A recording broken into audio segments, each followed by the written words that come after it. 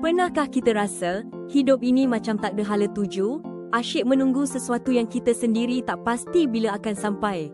Macam Daud, dia dah lama diurapi jadi raja, tapi bertahun-tahun dia masih cuma gembala kambing biasa. Janji Tuhan nampak macam masih jauh, tapi imannya tak pernah goyah. Tapi, bila masa Tuhan tiba, tiada siapa boleh halang takdirnya.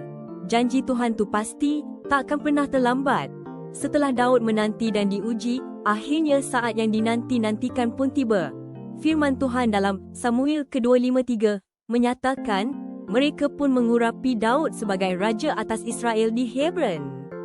Ini bukti kesetiaan Tuhan kepada mereka yang sabar dan percaya. Jadi, kalau kita rasa diri kita ni kecil atau janji Tuhan tu macam lambat sangat, jangan risau, jangan putus asa. Tuhan tak pernah lupa. Dia sedang siapkan kita untuk peranan yang lebih besar, peranan yang istimewa. Percayalah pada waktunya yang sempurna, dengan hati yang penuh kasih sayang dan harapan.